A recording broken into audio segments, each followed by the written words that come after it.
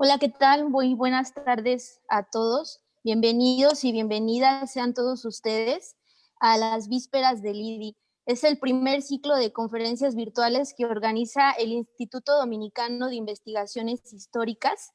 Y bueno, para el día de hoy tenemos el honor que nos hará favor de inaugurar estas conferencias al director del instituto, Fray Fernando Balbuena Guevara, quien además es prior del convento de Santo Domingo de aquí de Querétaro y representante del provincial de la Orden de Predicadores de Santiago de México. Muchas gracias, Fray. Buenas tardes. El Instituto Dominicano de Investigaciones Históricas de la provincia de Santiago de México de la Orden de Predicadores nuevamente abre sus puertas, aunque ahora lo hace a distancia. Vísperas del IDI es este ciclo de conferencias que cada 15 días los jueves se estarán impartiendo desde esta fecha hasta el 22 de octubre a las 18 horas. Siempre con la intención de mantener vivo el recuerdo de tantos personajes que han condimentado la historia de nuestra patria y de nuestra ciudad de Querétaro, y así aprender de aquellas historias para enriquecer nuestra propia historia. Agradezco a todos ustedes que simplemente por el gusto de recordar y saber nos acompañan esta tarde. Agradezco también el apoyo brindado por el Centro de Estudios Filosóficos Tomás de Aquino de la ciudad de León, Guanajuato, y el Centro Universitario Cultural de la Ciudad de México, instituciones también hermanas que forman parte de la vida dominicana en nuestro país. Gracias a los ponentes que con mucha generosidad y confianza nos comparten su saber, fruto de su experiencia y trabajo. Y también agradezco a todos los que hacen posible este ciclo de conferencias, muy especialmente al equipo organizador. De este modo, damos por inaugurado este ciclo de conferencias. Sean todos bienvenidos. Muchas gracias, Fray Fernando. Antes de comenzar, explicamos un poco la dinámica. Va a presentar su ponencia Fray Antonio Novoa, y mientras él lo hace, quienes así lo gustan pueden ir escribiendo aquí por el chat sus preguntas. Al final las leeremos para que nuestro ponente nos haga favor de responderlas. Para aquellos que nos están haciendo favor de vernos por Facebook, también pueden hacer lo mismo y al final podremos recolectar todas sus preguntas y Fray Antonio nos hará favor de responderlas, todas las que sean posibles, ¿verdad? Bueno, antes de comenzar, me gustaría presentarles pues a nuestro ponente. Él es Fray Antonio Novoa y nos va a presentar o nos va a hablar un poquito de Fray Julián Garcés, el primer obispo consagrado de América. Fray Antonio Novoa es de la Orden de Predicadores, también además forma parte del Instituto del IDI, es responsable del archivo y biblioteca del IDI. Nuestro ponente es egresado del Centro Universitario de Ciencias Biológicas y Agropecuarias de la Universidad de Guadalajara. Es también licenciado en Filosofía en el Centro de Estudios Filosóficos Tomás de Aquino.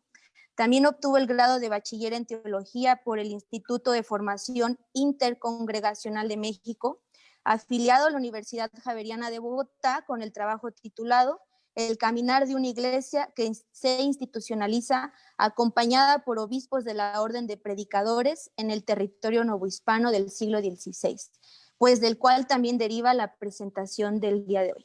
Entonces, sin más por el momento, pues los dejo con nuestro ponente, Fray Antonio Novoa. Muchas gracias. Buenas tardes a todos, sean bienvenidos.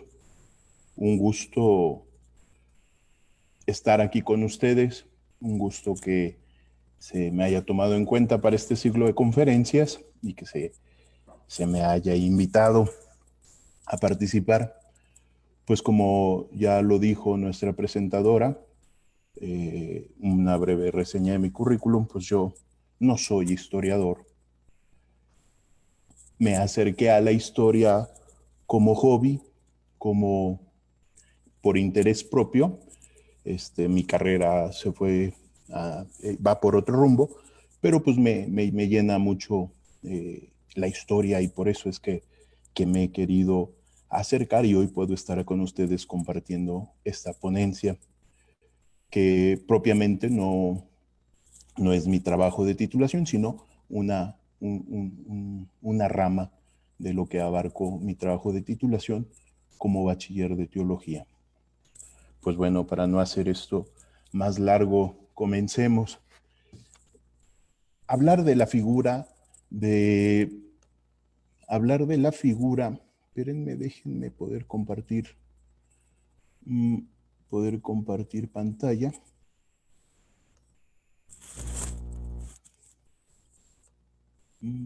Creo que por aquí no me deja.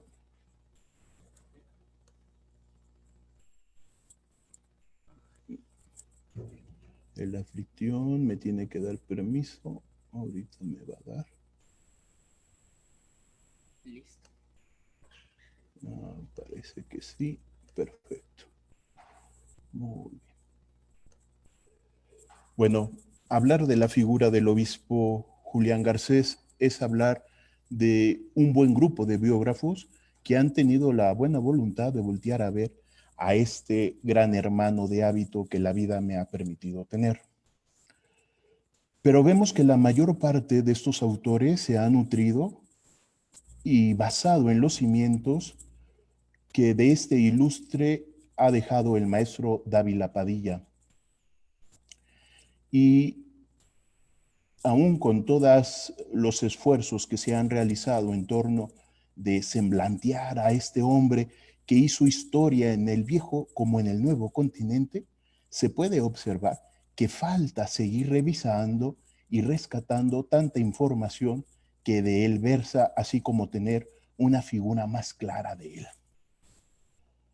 Para hacer esta presentación, que deriva de mi trabajo realizado de mi titulación de teología, he tenido que meterme aún más a revisar fuentes de abundante caudal, como la del doctor René Acuña en su obra titulada Fray Julián Garcés, su legado en pro de los naturales de Nueva España, al reverendo Fray Esteban Arroyo en su Episcopologio Dominicano de México y al ya citado maestro Dávila Padilla, entre otras fuentes en segunda mano, no porque no fueran importantes, sino que en su momento no tuve la oportunidad de tenerlas ni conseguir las obras.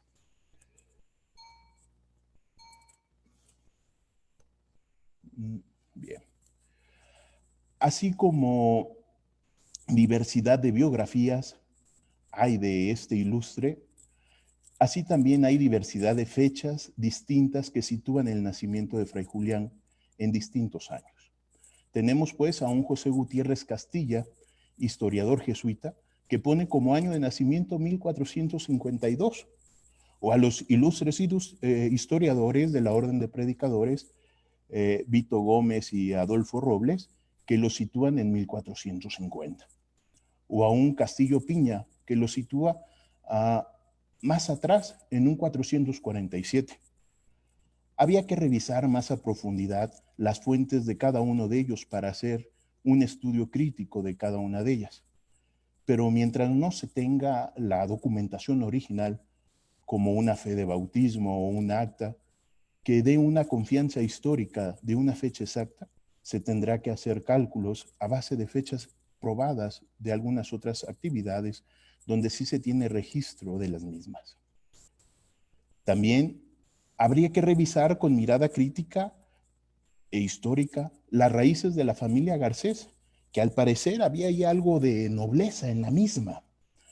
Así pues, también habría que revisar el lugar de nacimiento de este fraile español, pues cambia según los historiadores. También es variable la fecha y al convento al cual Julián Garcés, este joven, decide hacerse hombre de religión al modo de Santo Domingo. Hay quien lo sitúa en el convento de San Esteban de Salamanca, por ahí en 1474, o en el ya desaparecido convento de Calatayud, en Aragón. A ver, aquí tenemos las imágenes. Según podemos observar en estas imágenes, era un convento igualmente imponente, de esos que se necesitaban y que se acostumbraban a hacer en antaño. Hasta acá podemos decir que hemos visto que los geógrafos no han tenido la certeza, o más bien corrijo, no han sabido homogeneizar en el manejo de las fechas para dar una fecha exacta, ni del año, ni del lugar, ni de los nombres de los padres, ni tampoco del lugar donde tomó hábito el joven Garcés. Podremos decir, bueno, pues entonces, ¿de qué sí podemos estar seguros? Pues bueno, hasta donde hemos visto, hay solo una fecha en la que los historiadores sí se igualan, sí dicen, miren, aquí es seguro. Es que Fray Garcés de la Orden de Santo Domingo tenía 70 años cuando fue nombrado obispo. Como vemos, no era un jovencito. Si los historiadores no han dudado en hacer mención de este número en sus años, creo que nos da cierta certeza para tomarlo con mayor confianza, y así podríamos situar su fecha de nacimiento alrededor del 1452. El historiador Beristain en 1819 escribe que el obispo Garcés murió nonagenario en 1542. Estas fechas serán tan cuestionables, como lo dice el doctor René Acuña, hasta que se encuentren los documentos que den fe de las mismas. Pero hasta ahorita parecen ser las fechas que mejor se sitúan o que mejor sitúan al obispo Garcés en su época temprana, en su época juvenil. Nos dice Padilla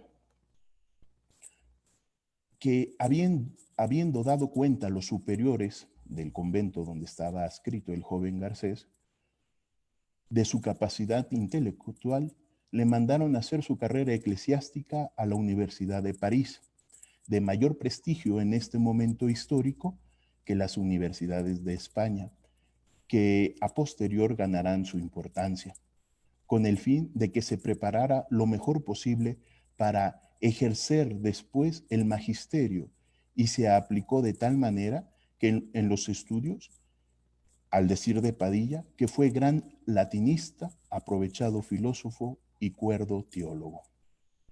La fecha de su estancia formativa en la Universidad de París, conforme las que hemos visto, es también incierta.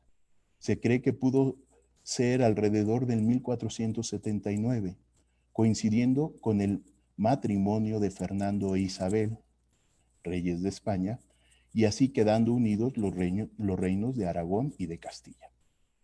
Sabemos, pues, que la Universidad de París es fundada en el siglo XII y confirmada papalmente en el 1215.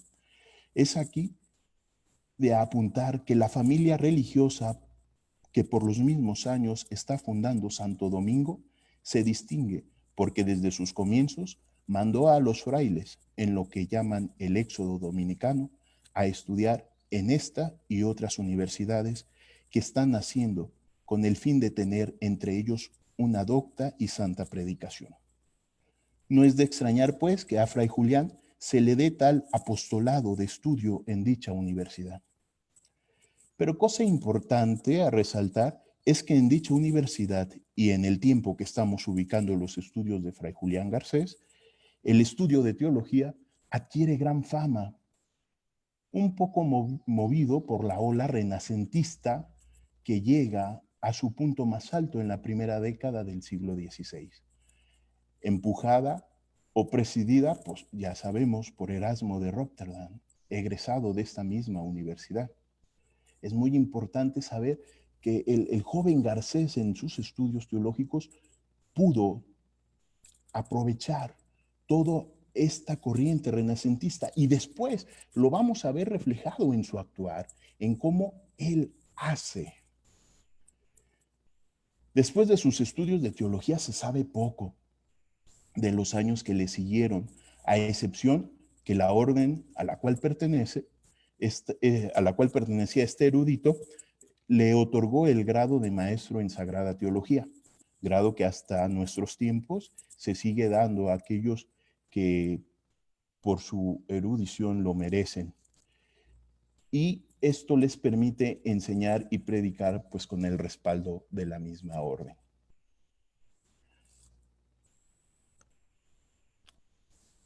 Los historiadores dan cuenta de Fray Julián Garcés como predicador docto. No especifican un convento de asignación, pero sí asegurando su docta e insigne predicación, cosa que le ganó la admiración de muchos españoles entre la jerarquía y la nobleza. Por más de alguno de estos españoles notables, es muy probable que el emperador Don Carlos, bueno, hasta en ese momento todavía rey Don Carlos, haya tenido noticias de tan docto fraile dominico en su reino. El presbítero, Fray Julián Garcés, entre sus haceres apostólicos propio del orden sagrado, tenía el ayudar a la gente en el sacramento de la reconciliación. Entre sus muy asiduos penitentes tenía al entonces obispo de Burgos, don Juan Rodríguez de Fonseca. De esto nos da noticias Quetif y Echart en 1719. Lo que estos biógrafos no cuentan es que el obispo Fonseca, desde 1493 hasta su muerte, fue ministro de Indias y desde 1945 presidente de la Casa de Contratación, que es el primero y único órgano del Nuevo Mundo hasta la creación del Consejo de Indias en 1524. Ya podemos ver cómo pudo haber sido que el fraile dominico Garcés fue catapultado a los niveles de la jerarquía eclesiástica del Nuevo Mundo. Hasta ahora hemos seguido la pista de cómo este fraile docto, maestro en teología y confesor de la jerarquía española, llegó a los oídos del emperador Carlos, y por quien pudo haber sido propuesto para la dignidad episcopal. Ahora tenemos que seguir la pista de cómo es que a este hijo de Domingo se le promete un territorio inimaginado, y hago énfasis en esto, inimaginado, y de las licencias papales para establecer su sede, enfrentando con su deseo, creo yo, y no mal juzgar al decir que también sus ganas de ser útil pastor de la iglesia, muy probable fundamentado en las ideas renacentistas manadas de sus estudios universitarios. Tenemos que tener presentes las circunstancias y contextos de la época, tiempos, distancias, formas, que de cierta manera entorpecieron y no ayudaron a la suerte del buen fraile y ya visto próximo obispo Garcés, para que se instalara en su territorio y de la forma acostumbrada para esa época. Comencemos pues siguiendo este hilo de acontecimientos, de personajes y de hechos. Espero me puedan seguir. El primer dato que tenemos es una cédula real con fecha del 6 de septiembre de 1519, donde el emperador hace temprana merced a Fray Julián Garcés como obispo de la ínsula de Yucatán. Esta se da como resultado de las noticias llegadas a las autoridades, el emperador y al presidente de las Cosas de Indias, don Fonseca, de las nuevas tierras descubiertas por don Francisco Hernández de Córdoba.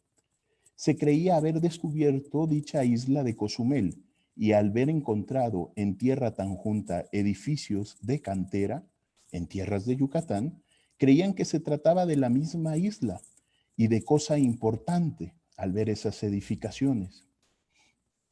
También vemos en el relato que hace el padre Las Casas que nos dice, pues los importantes no tenían ni idea de las dimensiones de la isla de Cozumel, ni de las dimensiones de lo que llaman isla de Yucatán, que terminó siendo cosa más grande.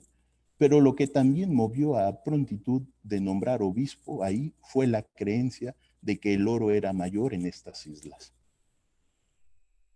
Queda evidente cómo fue que los importantes, tanto el emperador como el presidente, el obispo Fonseca, se apresuraron a repartir sin tener mayor noticia y flaco juicio de lo que se trataba. Y creo yo, mucho influyó la poca resistencia de Fray Julián a tomar esta dignidad que se le ofrecía. Les invito pues a que hagamos un recuento. En junio de 1518 llega a España Benito Martín, que era el capellán de don Diego de Velázquez, gobernador de Cuba, a informar al rey don Carlos del reciente descubrimiento de Yucatán por don Juan de Grijalva y solicitar permiso para la colonización de la nueva tierra.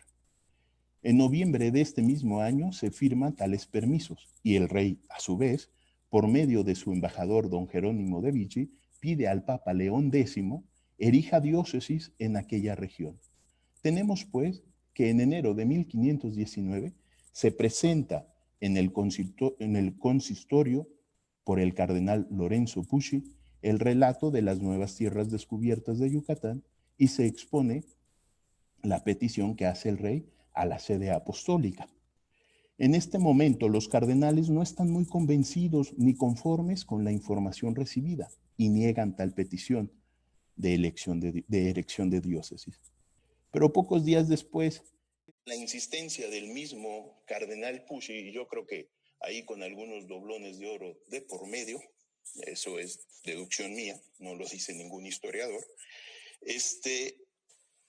León X termina expidiendo la bula Sacri Apostolatus Ministerium, donde confirma título de ciudad a la población donde se encontraba la iglesia que se propuso como sede episcopal, que llevaba de nombre Santa María de los Remedios, y a esta iglesia le dotó título de catedral, y como obispo al pastor de aquella grey, a Fray Julián Garcés. Para septiembre del mismo año, de 1519,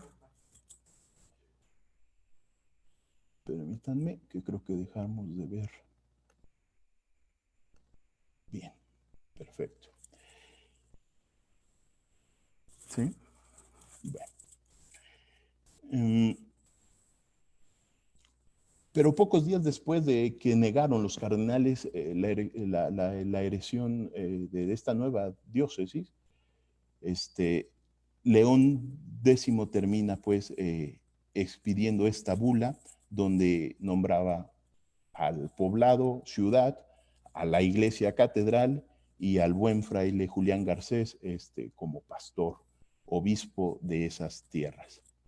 Para septiembre del mismo año de 1519 llega a España dicha bula y así se le da la merced a Fray Julián, ya de aquí para adelante el obispo nombrado. Y hay que hacer aquí esta diferencia, no es lo mismo haber sido obispo nombrado que obispo consagrado. Muy bien. Tenemos pues que hasta agosto de 1524, ya entonces el rey Carlos nombra emperador romano, nombrado ya emperador romano para ese momento, escribe al Papa, que ya no era León X, sino Clemente VII. Todos estos cambios en la política, tanto eclesiástica como civil, pues al pobre padre Garcés, a este fraile, pues lo van retrasando para que él pueda tomar posesión de lo que sería su diócesis. Pues bueno, el buen emperador le escribe a Clemente VII pidiéndole conceda la facultad de mudar de sitio la diócesis del nombrado obispo Garcés. Esta carta va acompañada de una súplica hecha por el mismo obispo Garcés al Papa. es de imaginar, ¿no? Con todo este tiempo que pasa, pues se dan cuenta de las dimensiones. Recordemos que estas diócesis van creciendo conforme van descubriendo nuevos territorios y se van dando cuenta de las realidades que van encontrando. No tenían ni imaginaban, por eso es que hacía el énfasis de un territorio ni imaginado que le estaban otorgando al padre Garcés como territorio. Escriben a Clemente VII, el cual, bueno, también tenemos que citar ahí que hay otra cédula dada por don Felipe II, hijo del emperador, fechada en noviembre de este mismo año de 1524 para el duque de César, en donde pide que alcance del papado las modificaciones que eran necesarias para dicha diócesis. En octubre del siguiente año, o sea, en 1525, después de una larga cantidad de carta y breves pontificios, se logra la bula Devotionis Tuae, con la cualidad de que esta bula no está dirigida ni a don Carlos, emperador, ni a su hijo Felipe, sino al mismo obispo Garcés, y donde se especifica que erija su diócesis, ya diócesis carolense titulada, según donde el emperador señale en ubicación y límites. Y es hasta septiembre de 1526 que el emperador expide cédula delimitando la diócesis carolense. Para eso el obispo Garcés sigue en España. El obispo Garcés no ha pisado América. Es pues hasta diciembre de 1526 que en Granada el obispo Garcés firma su autodirección ante notario y firma autógrafa. Esto quiere decir que sí fue él el que firmó, y también fue consagrado como obispo. Entonces ya deja de ser un obispo nombrado y pasa a ser obispo consagrado. Ya aquí como obispo consagrado. Vamos a la que sigue. Muy bien. Como vemos, fueron años de mucha dificultad para el obispo Garcés, de más de 70 años de edad, ya 70 y pico para esos momentos. Y su imaginaria diócesis, hay que tener en cuenta que su protector y amigo, el obispo Fonseca, aquel que le impulsó a estos lugares eclesiásticos, murió en 1524, justo unos meses antes de la instalación del Consejo de Indias, y como cita el maestro Acuña, el padre Las Casas, después, en otra cita que hace, dice que el obispo Garcés fue burlado una y otra vez. Y aún faltaría una burla más. A ver, me dicen que no se está compartiendo pantalla. Vamos a volver a intentar. Bien, pantalla. Compartir.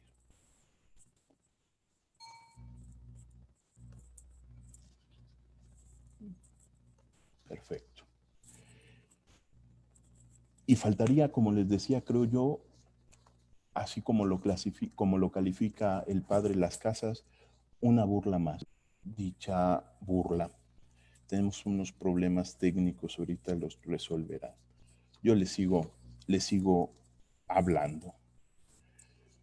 No es inútil, antes de todo, analizar y recordar algunas particularidades que singularizan las diócesis de la Nueva España, así como todas las de India. En primer lugar, son sus dimensiones. Como ya les decía, eran diócesis que iban creciendo conforme los exploradores iban dando cuenta de nuevas ciudades, de nuevos asentamientos, de nuevas riquezas. Son mucho más extensas que las de Europa. La España peninsular contaba a finales del siglo XVI con más de 50 diócesis, cuya superficie promedio era inferior a los 10,000 kilómetros cuadrados.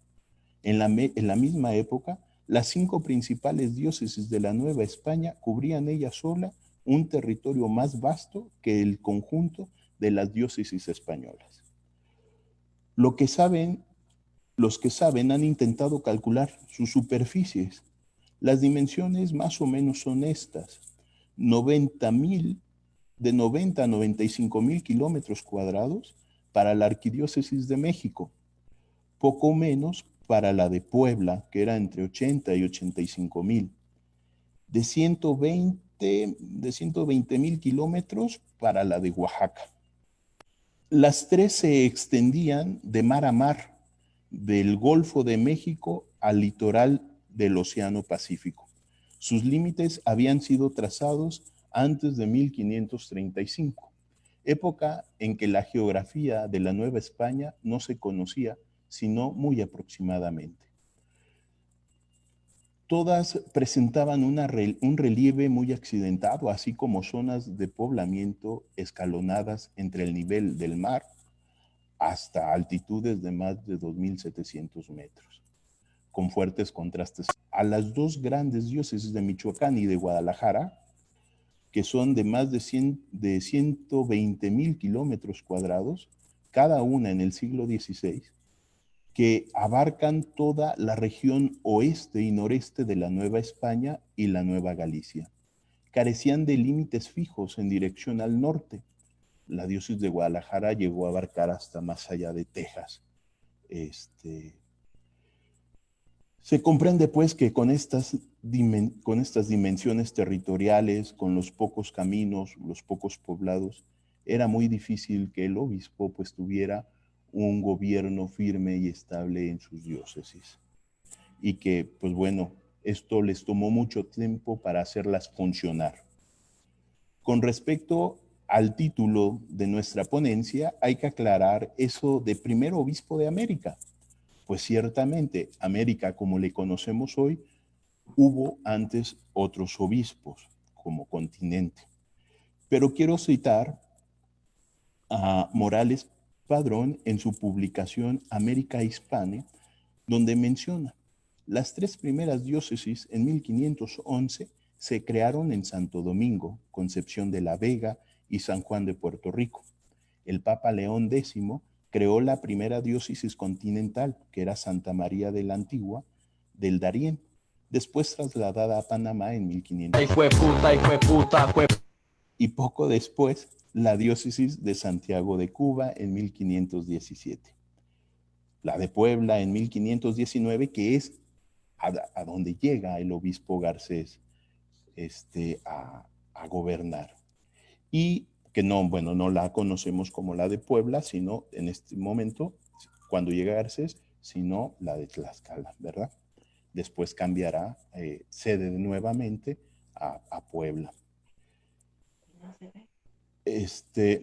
Vamos a ver si podemos presentar más o menos un mapa de cómo estarían ubicadas estas primeras diócesis de a finales del siglo XVI. Hay que acordar esto, Garcés llega a España a inicios del siglo, en la primera parte del siglo XVI, pero para que nos demos más o menos una idea de cómo se van a ir conformando estas diócesis y sus territorios. A ver, permítanme.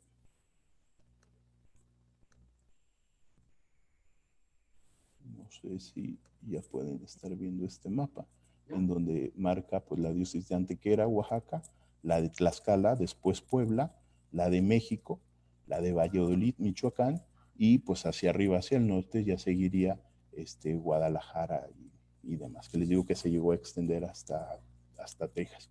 Y ahí con el obispo alcalde, que es otra figura muy importante, dominica, para analizar y ver por ahí.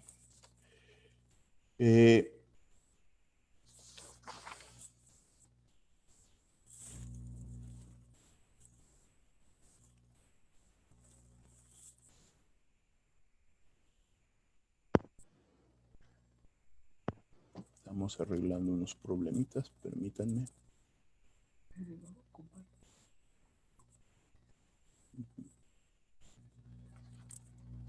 Vamos a ver.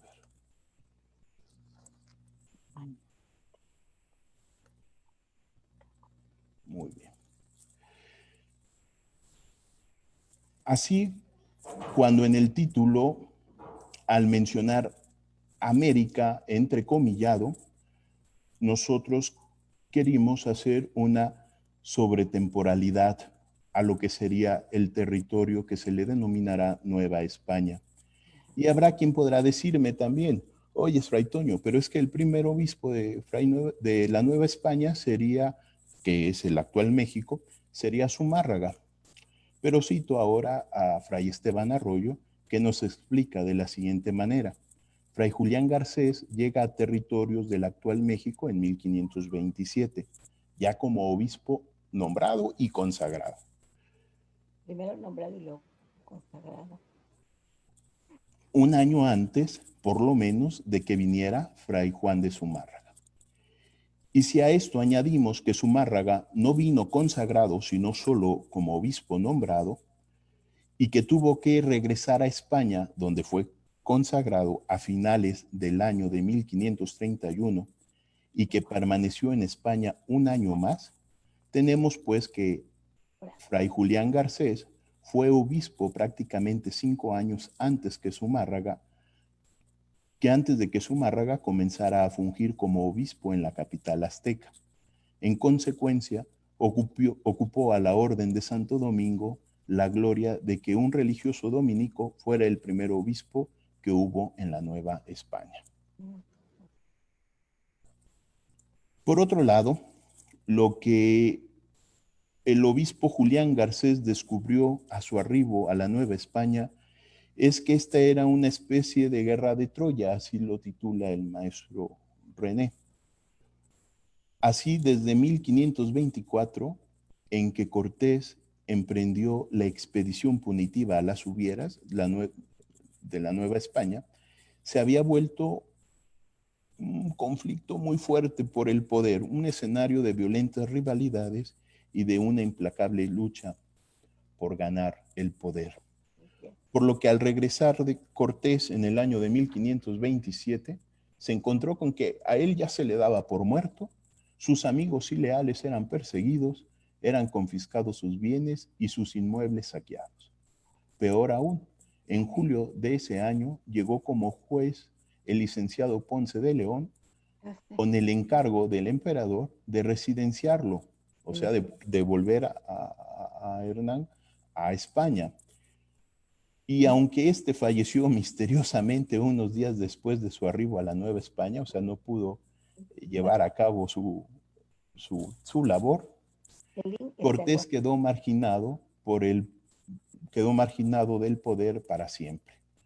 No obstante, a mediados del año de 1526, el tesorero Alonso de Estrada asumió el gobierno de la Nueva España y Cortés se alejó de la Ciudad de México.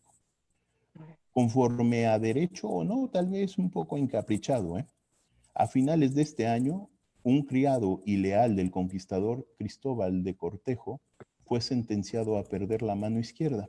Este evento resalta, ya que ese mismo día que cortaron la mano a Cristóbal de Cortejo, llegó a Texcoco Fray Julián Garcés.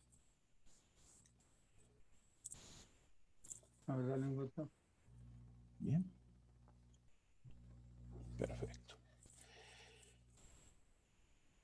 Fue recibido de todos muy solemne por ser el primer obispo que entraba en esta ciudad y con mucha prudencia trató de reconciliar a don Hernán Cortés y a don Alonso de Estrada. De manera que pudiera pues haber un poco de paz política entre ambos personajes. Fray Julián Garcés inició su tarea episcopal acompañado tan solo de 2 criados, nos cuentan, y una mujer negra que le auxiliaba en las tareas domésticas. Tlaxcala contaba ya entonces con un gran reconocimiento, gracias a los indígenas que habían contribuido a la conquista castellana sobre el Imperio Mexica. Pero aún así los recursos, tanto humanos como materiales con los que contaba el obispo de Tlaxcala, no eran suficientes para el inmenso trabajo pastoral encomendado. Si a esto sumamos la amarga burla como lo titula el padre Las Casas, de que su sede episcopal está en una ciudad que está vedada a la población española, o sea que no hay españoles en esa ciudad, está poblada de puros naturales, y nuestro obispo, cuya lengua no entiende ni aprenderá en lo que resta de su vida, no puede dar la elegancia y gracia de su predicación, que años atrás le consiguió el título que ahora portaba de obispo. Es importante destacar que para la visión misionaria de las órdenes, se tenía en cuenta que al llegar a estos nuevos territorios, lo primero que tendría que hacer el misionero es aprender la lengua para poder transmitir la palabra. Yo no dudaría que el obispo Garcés intentó aprender la lengua, pero también recordemos que llega ya a América de más de 75 años. ¿No? También hay que sumar los turbulentos movimientos políticos que sufría el naciente virreinato.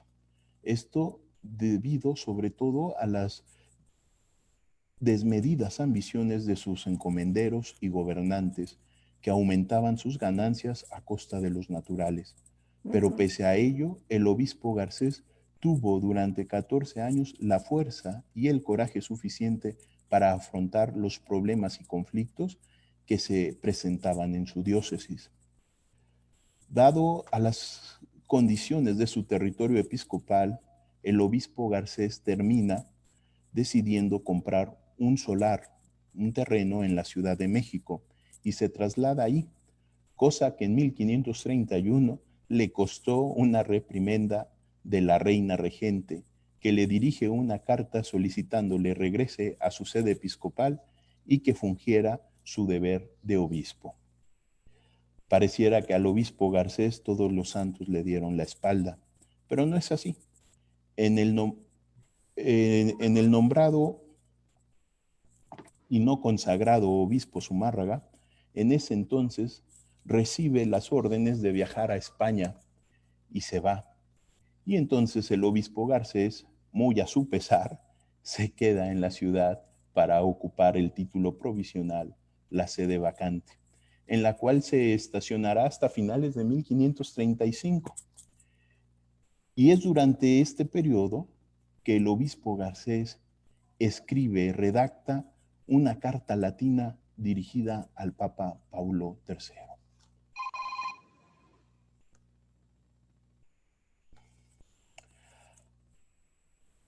Hablar de esta carta es hablar de los alegatos en pro de los naturales.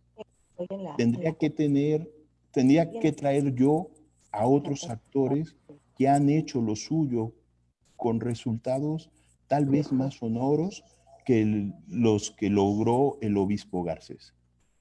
Así pues, alegatos en pro de los naturales de Nueva España existen varios, algunos con mayor conocimiento de causa que el de Garcés, y sin duda con mucha más energía. Fueron la mayoría escritos de denuncia o meramente testimoniales, salvo raras excepciones. Todos se ahogaron en los archivos del Consejo de Indias o se apagaron en los oídos discretos de la corona. ¿Pero por qué singulariza el de Garcés?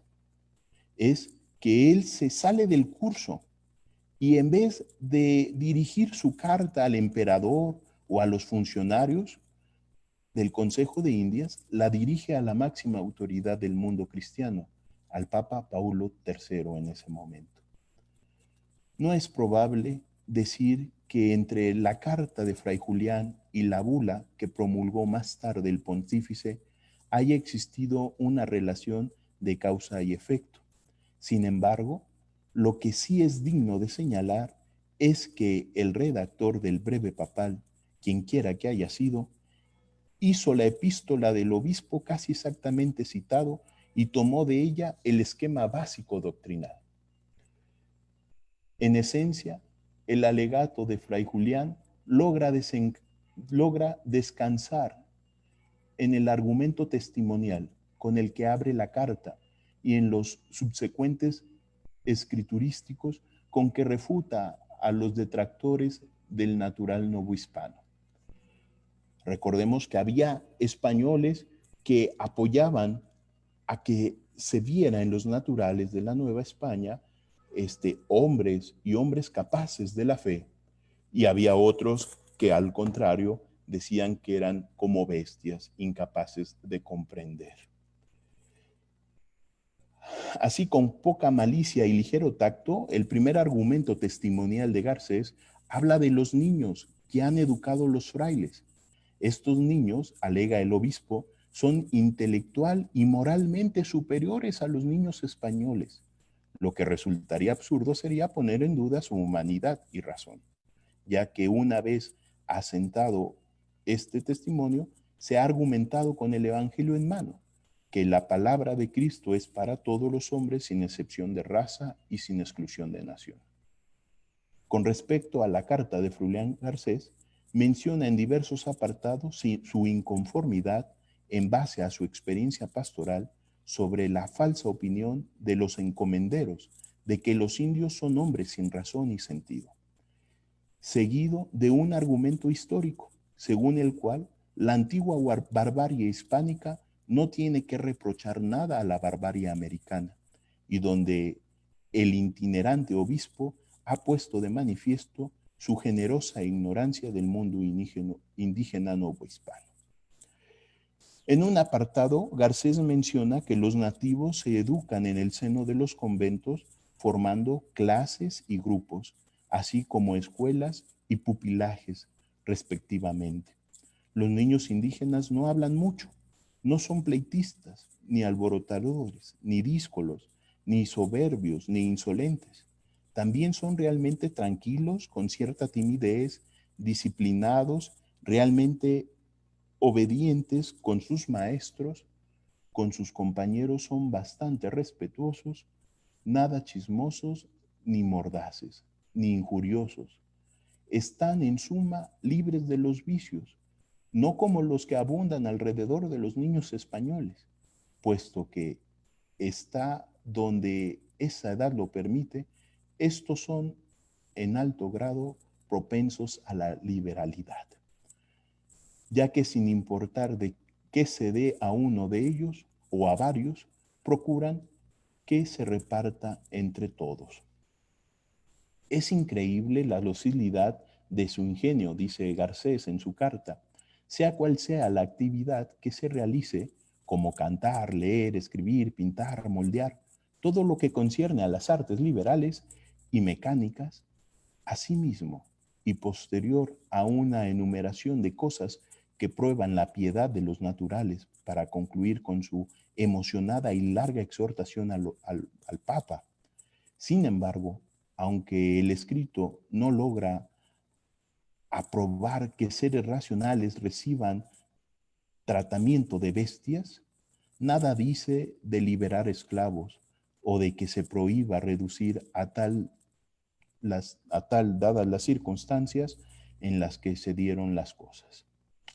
Bueno, pues la bula Sublimis Deus y el breve Alditudi Divini Concili son muestra de la preocupación del obispo Garcés por la defensa y protección de los naturales de las tierras de América, lo que constituyó en sí misma una batalla social y política en la que se optó por la palabra como principal arma y no por las fricciones personales. A dicha defensa se debe adicionar los argumentos de Fray Toribio de Benavente de Motolinia, Fray Bernardino de Sahagún y Fray Juan de Zumárraga, que fueron piedras angulares en la lucha por el reconocimiento de los derechos de los pueblos originarios de la Nueva España. También dentro de la línea de la política eclesiástica que Garcés tuvo dentro de su territorio, tuvo que remediar diversos conflictos con los miembros de su cabildo cardenalicio, así como con el cura de Veracruz, un tal, no recuerdo ahorita el nombre, pero era el decano. Tuvo que ser privado de sus beneficios eclesiásticos debido a los excesos en los cobros de minas del obispado, así como por diversas corruptelas al fungir como procurador árbitro para el azúcar, desafiando las órdenes del propio Garcés de subir el producto solo a 25 centavos y estableciéndolo él a un precio de 46 centavos. Igualmente, se debió remediar el conflicto con un canónigo originario de Vizcaya, a quien Garcés debió quitar el beneficio eclesiástico en virtud de la queja que la renta eclesiástica era pobre. Pese a los anteriores problemas, hay que señalar que la relación de Garcés con el clero regular y secular era cordial. En la cuarta década del siglo XVI, Garcés tuvo una gran actividad en la educación.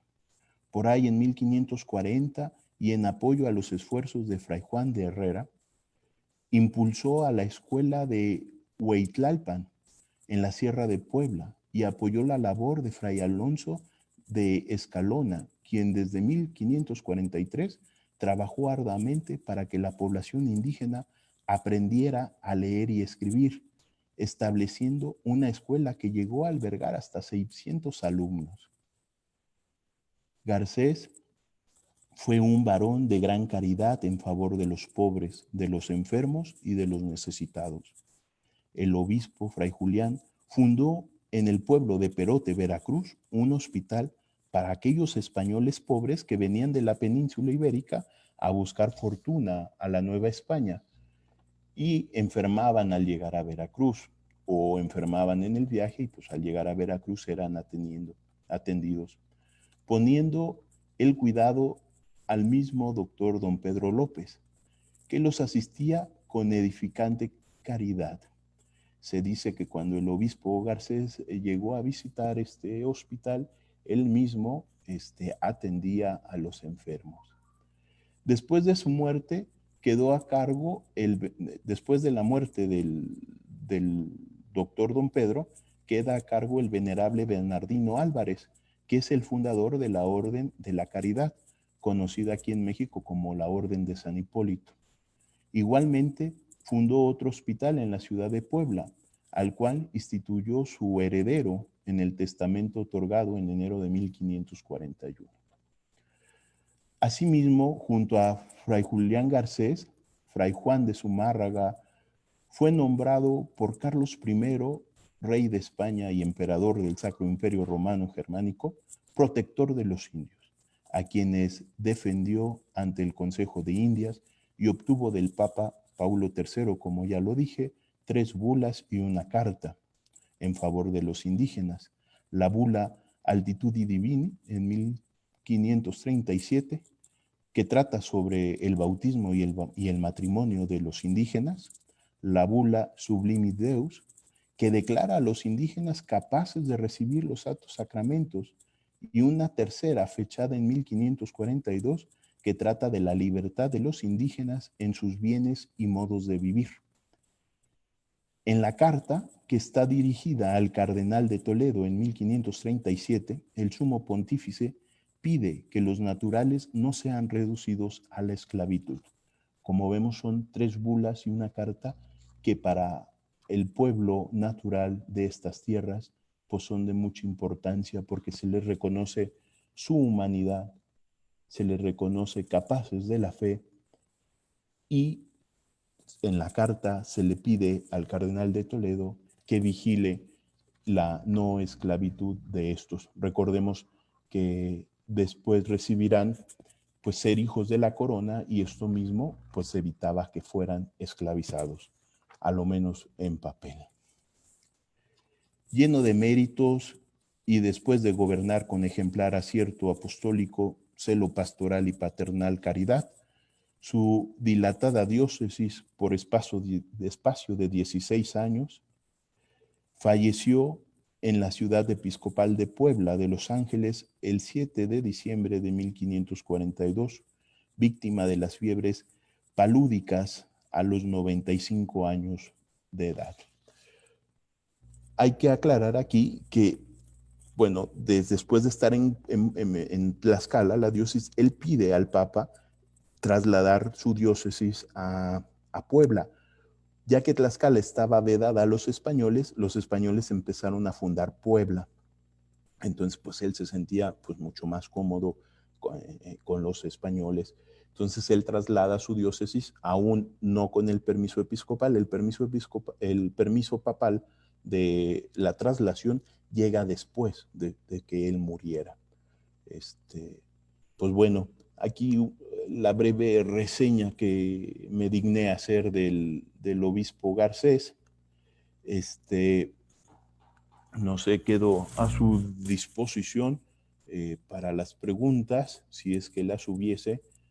Espero haber sido claro, espero haber logrado el objetivo, que era presentar esta figura como un hombre, como decía en su momento, que hizo historia tanto en el antiguo como en el nuevo continente, y que bueno, la suerte no le favoreció tanto en sus inicios, pero que él supo comportarse como un buen obispo en su diócesis a pesar de las condiciones a las cuales se enfrentó.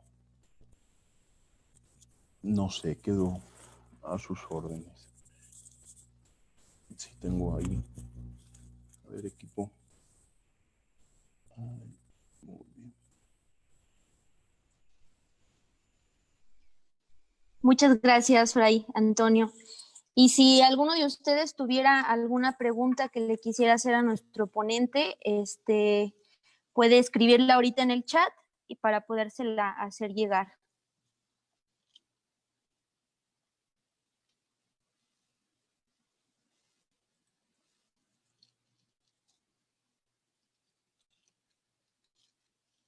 ¿No? Bueno, entonces, creo que aquí...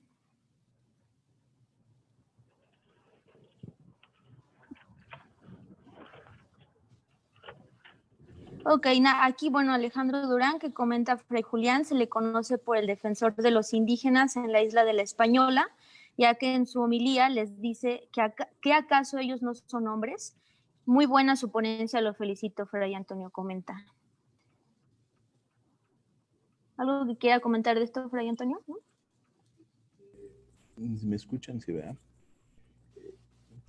Sí, a Fray Julián se le reconoce como defensor de los indígenas, pero creo que ahí estás confundiendo un poco la cita. Yo creo que la cita que estás haciendo no es respecto a Fray Julián, sino a Fray Antonio de Montesinos, que en la isla La Española da este sermón, el sermón de Montesinos, donde acusa a los españoles que tengan esclavos naturales a estar excomulgados. También un gran hombre que habría que recordarlo, conocerle y saberle sus hechos y sus méritos.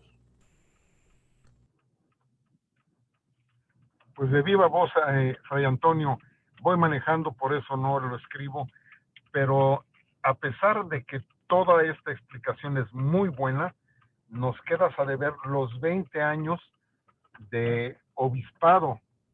Entonces tienes una tarea más grande, porque ya nos dijiste de cómo llegó y las dificultades que tuvo. Ahora, te toca investigar qué hizo. ¿Por qué? Porque como siendo el primero de llegar a los 75 años y morir a los 95, algo debe de haber hecho en esos 20 años y debe haber sido trascendente. Yo te estoy comprometiendo, Fray Toño.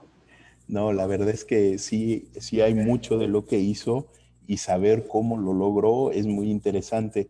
Sí continúa, pues, pero por cuestiones de tiempo tuve que resumir lo más que para poder presentarles un boceto de lo que es Fray Julián Garcés. Muchas gracias. Gracias a ti. Gracias. También la maestra Ichel comenta, dice: felicidades, Fray Antonio Novoa, preguntarle sobre la tradición que menciona Garcés, como fundador de Puebla a partir de un sueño. Mira, no te sé decir si Garcés en verdad tuvo ese sueño. Yo apostaría pues por el sí, ya que la estaba pasando tan mal en Tlaxcala que yo creo que hasta en sueños quería él ir a un territorio más amigable. Es esta la razón por el cambio de la diócesis de Tlaxcala a Puebla, el que él pues no conocía la lengua. Me imagino que en un momento él se sintió muy inútil. Por eso es que el padre Las Casas llega a calificar esto como una broma de muy mal gusto, como un engaño que se le hizo a él al no prepararlo, al no presentarle una realidad a la cual se iba a enfrentar. Y yo creo que al estar él ahí, no entenderles, no hablar el tlaxcalteca, ni que a él le entendieran, pues llegó a sentirse eso, ¿no? Inútil. Por eso es que decide regresar a la Ciudad de México, comprarse ahí un terreno. Después lo regaña la reina, se tiene que regresar. Los españoles empiezan a fundar Puebla y él decide cambiar su diócesis a Puebla, que ya pertenecía a Puebla a su diócesis, lo que cambia es la sede, pero sí, ya pertenecía a Puebla a lo que era su diócesis. Muy bien. Aquí también Rosalba Bravo comenta, dice, su trabajo en Chiapas despunta alrededor de 1543 o lo estaré confundiendo. Yo creo que sí lo estás confundiendo. El obispo Garcés nunca estuvo en Chiapas, aunque en un primer momento su diócesis sí abarcó Chiapas, pero él no llegó, él no pisó ahí. Fue hasta que ya se separan, se crea la diócesis Chiapas-Guatemala, esta misión, que yo creo que lo estás confundiendo ahí con el padre de Las Casas, que también es el obispo de Chiapas-Guatemala. Ok, también John Wright dice, comentó que Casas dijo que había sido una broma, que después la aclararía. No sé si lo hizo, quizá no entendí.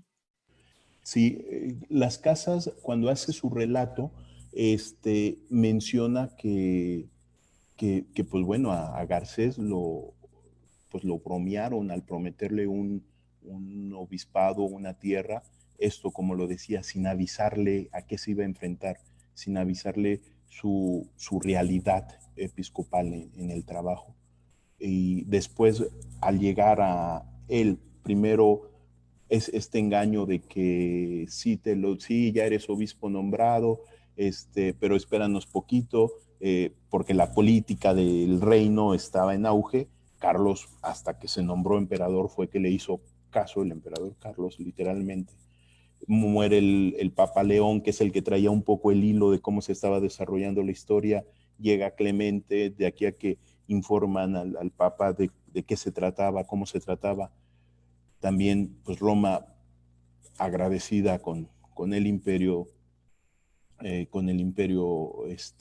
bueno, toda esta política que se genera, que sería sería tema de otra charla, pues impide que el obispo Garcés se consagre y se venga a los nuevos territorios a trabajar como obispo, ¿no? Entonces es ahí donde el padre Las Casas dice que Garcés fue burlado una y otra vez porque duró mucho tiempo en que se le pudiera dar su territorio, su sede y su consagración. Y que cuando se lo dieron y llega a la Nueva España, pues se da cuenta de que no está preparado para las condiciones que solicitaba su territorio, su diócesis. Espero haya quedado claro por ahí.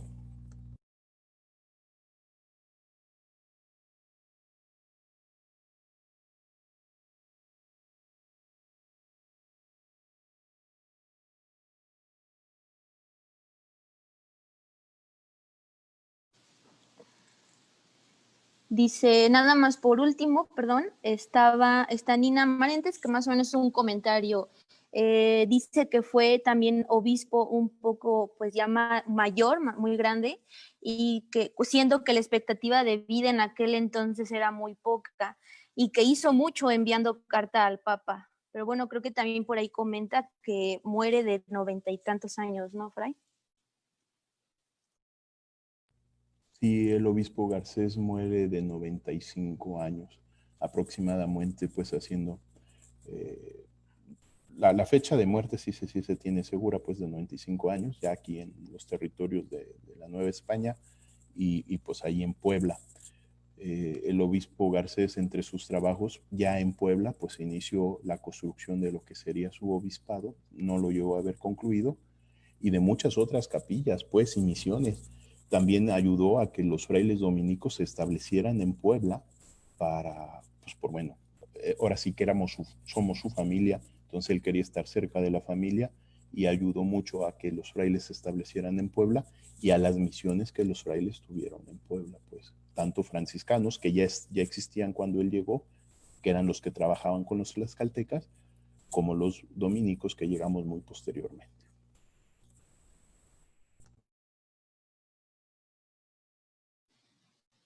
Claro. Pues creo que las preguntas serían todas por el momento.